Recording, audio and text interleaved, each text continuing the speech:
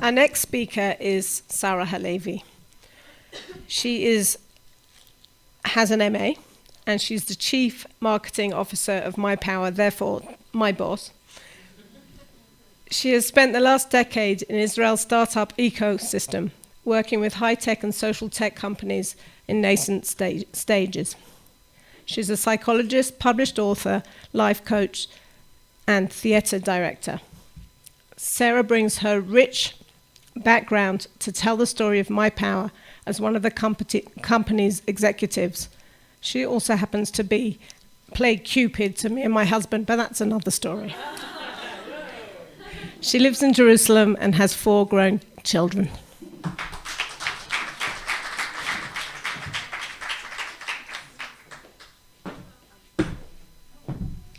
I'm going to need to adjust this because,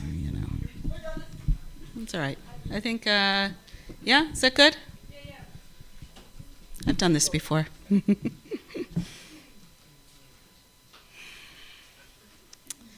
Hello, everybody.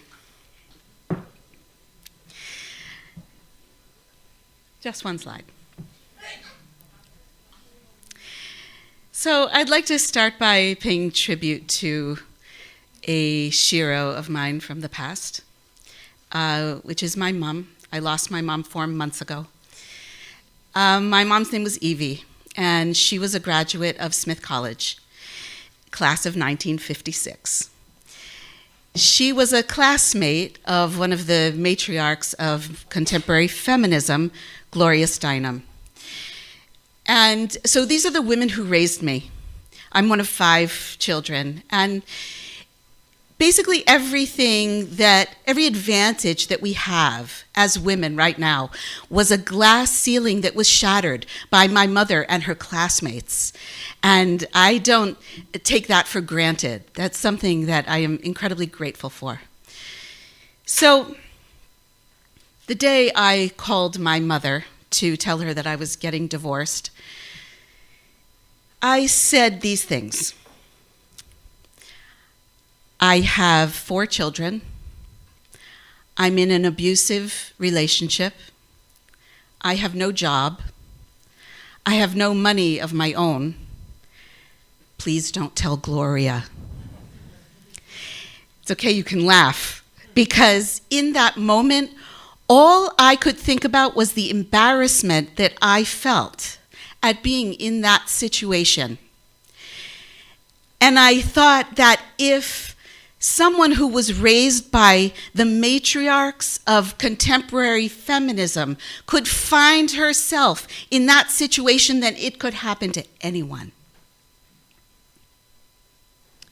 So it turns out I'm a frog. And like all amphibians, frogs are cold-blooded. And so what that means is that if you take a frog and you throw it into a pot of hot water, it will jump out.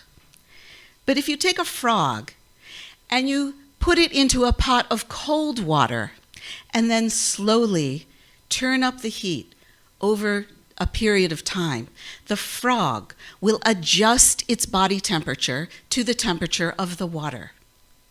It will adjust and adjust and adjust until it cooks. So the day came that I decided that I needed to jump out of the pot. But before that happened, there was 25 years of criticism, yelling, blame.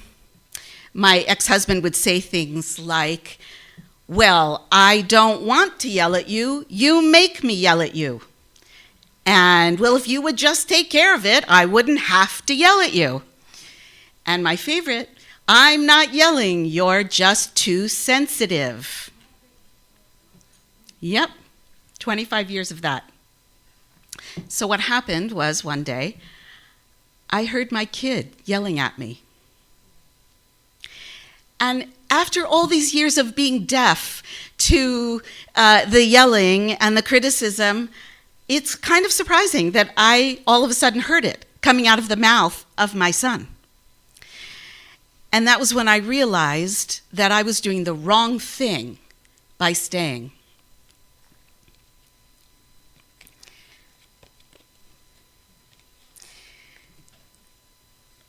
Now,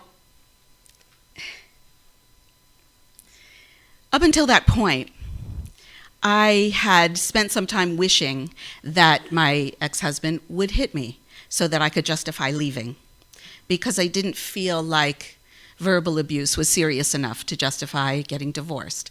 I'm a child of divorce, and I never wanted to impose divorce on my children.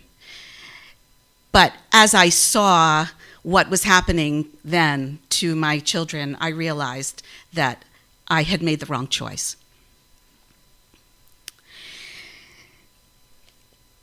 So,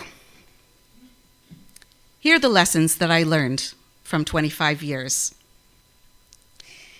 I learned to ignore my inner voice. I learned to mistrust my intuition and my memory and my perceptions.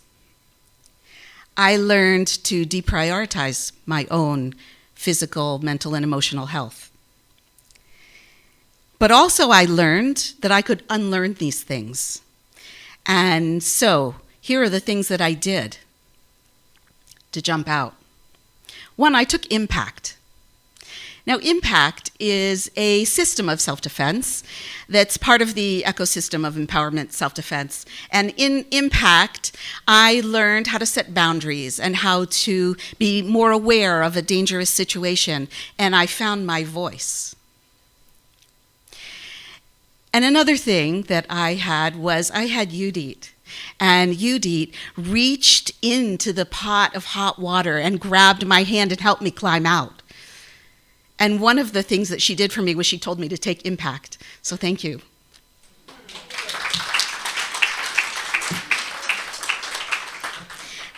And saying that, Judith is my present-day Shiro that I would like to right now thank and pay tribute to. Thank you.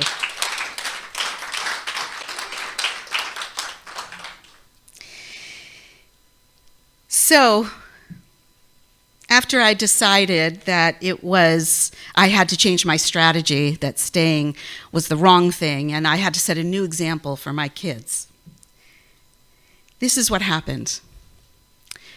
My kids grew into people who constantly work on themselves, who constantly work to raise their self-awareness, who work on their communication skills every single day, and who choose partners who are kind and appropriate.